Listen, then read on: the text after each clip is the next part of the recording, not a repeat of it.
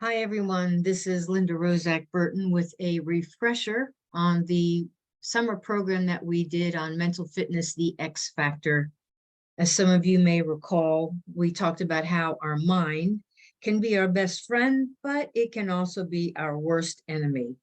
And just as if we are not physically fit, we feel physical stress when we climb stairs or climb a hill.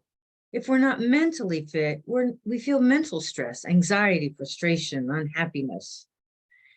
And what we heard from some of the participants over the summer was that they really found this program helped them recognize their self-worth and that the timing came just at the right time in their life and their career.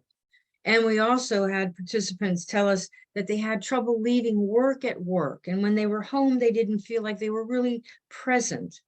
And that many of us, myself included, wake up in the middle of the night thinking about work, feeling overwhelmed and really stressed out. So a reminder, the mental fitness program really focuses on three key areas. One is our peak performance. How do we achieve a peak performance? By really embracing our strengths versus trying to shore up our weaknesses. Second, how do we create or strengthen even more healthy relationships at work and at home? And then finally, and perhaps just as important, is how do we take better care of ourselves? How do we cope with the anxiety and the stress that we're all experiencing today? Mental fitness helps us identify these negative thought patterns and helps us shift to a more positive growth mindset. Mental fitness is based on the research done in positive intelligence, or PQ. I may refer to it as PQ. And there are 4 branches of science that make up this program. First is positive psychology, which is really looking at how our strengths, our engagement with others, the meaningfulness of our work, and the attention to greater positive emotions really helps us thrive as individuals, as part of a community, and also part of an organization. And the neuroscience, which looks at the workplace as a social system. And when we feel unappreciated or disrespected or unincluded, that we actually activate the pain regions of our brain.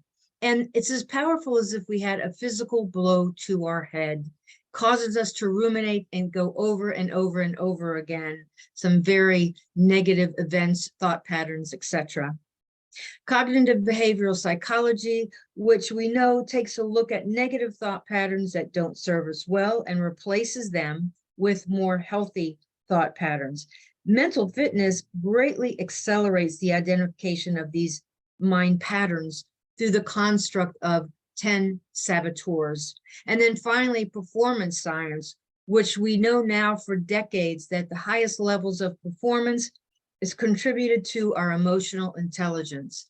And part of that is for the ability for us to shift into 5 sage powers, which I'll go into detail again in just a moment. So here's our master judge. We all have one. We judge ourselves, we judge others, and we judge our situations. Our judge is what wakes us up at 3 a.m. in the morning. It's our inner critic, and it's also that imposter voice that's in our head. I thought we would take a look at the remaining 9 saboteurs and just give a few statements that we typically hear when these saboteurs are talking to us.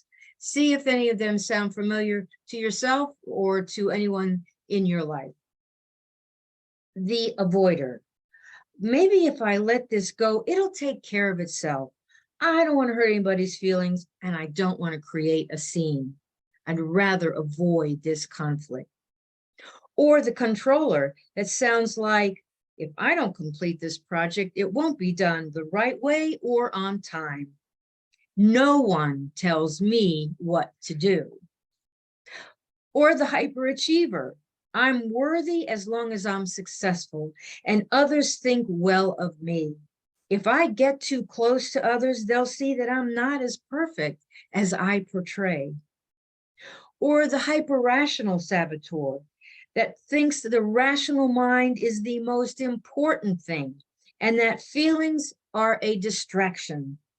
Self-worth It comes from knowledge and competence. Hypervigilant.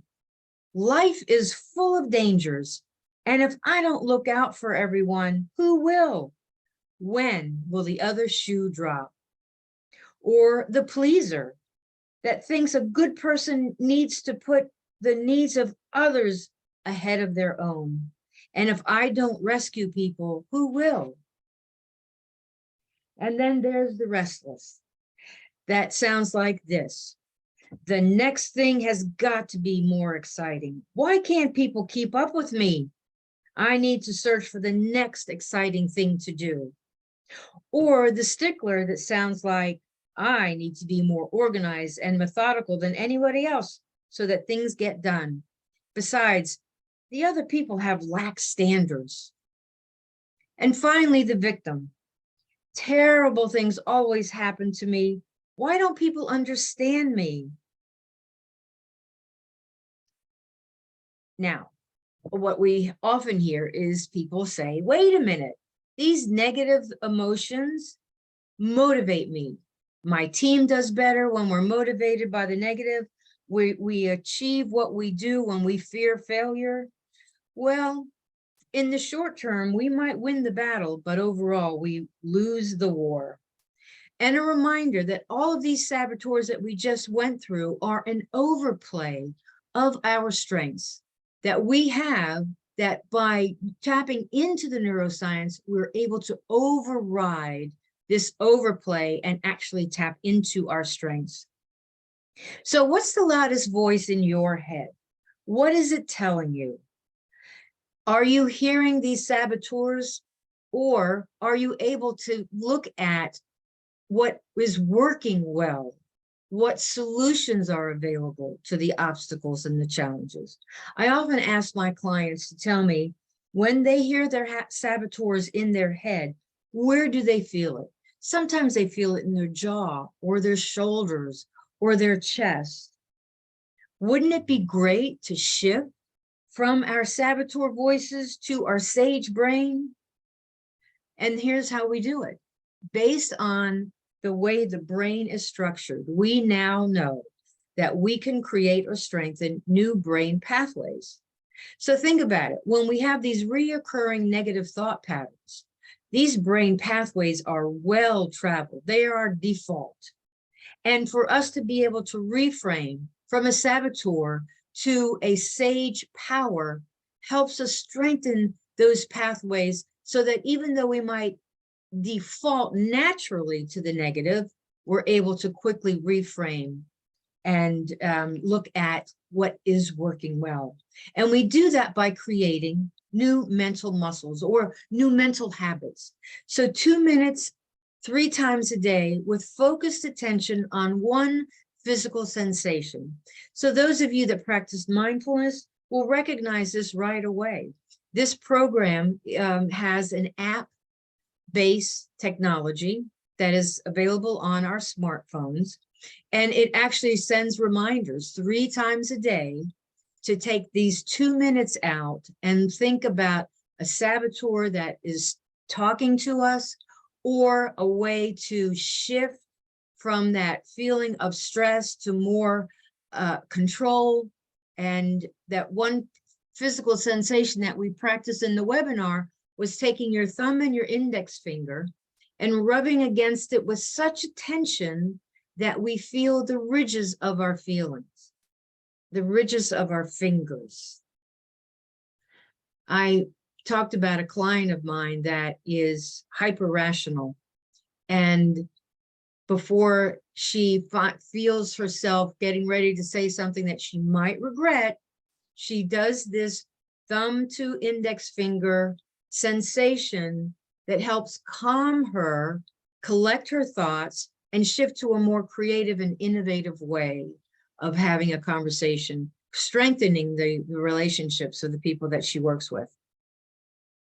So here's the 3 mental muscles, if you will. The saboteur interceptor. When you hear these voices in your head, that is the signal that the voices in your head are not serving you well. And we shift to the self-command, the thumb and the fingerprint. or listening for the furthest away sound that you can hear. Because when we shift to the sense of touch or the hearing or smell, we begin to automatically minimize that saboteur voice in our head. Then we are able to shift to the sage brain. And here are the 5 sage powers. We always start with empathy, empathy for ourselves, for others, for the situation that we're dealing with. And we can then shift to explore, think of how curious we can look at this current situation that we're dealing with, or the current dilemma. How can we explore other ways of viewing this situation? Or we can shift to innovate without judging any ideas. Let's just create a list of all the different ways that we might be able to overcome this obstacle or work through this current challenge. Navigate, which is one of my favorite, that asks us to tap into our wiser elder self. So when we're 90 years old and we have these decades of wisdom, what would our wiser elder self tell us about how to navigate the current challenge or obstacles that we're facing? And what we'll find when we are tapped into our wiser elder self, we're really coming from a place of value, what's really important in life, what's very meaningful to us in life. And that's how we guide ourselves through this tribulation, this challenge, this obstacle. And finally, activate. After using any of these sage powers, let's activate. Let's come up with a clear, laser-focused action step that we're going to use to achieve what we're looking to achieve. So here's our group program. It is an 8-week virtual program. We have a quick kickoff. Then we move into 6 weekly 1-hour recorded lessons with the founder of Positive Intelligence, Shirzad Shamim. And then we have 1-hour group coaching sessions with me after you listen to these recorded lessons. And we have a final wrap-up week where you identify the action items and the next steps that you want to take, whether it's individually or if you're doing this as part of a team. The PQ app, which is going to be available on your smartphone for a whole year, also includes the Positive Intelligence audiobook. This is a really quick view of what the calendar looks like. The videos are released Saturdays, that we can watch them Saturday, Sunday, and up to Monday. And then we usually start with the team coaching program on Monday, but we work with it, whatever the schedule is that you're looking to achieve. So top of the screen is the link to the saboteur assessment, 5 minutes. That's all it takes. And there is no charge for that.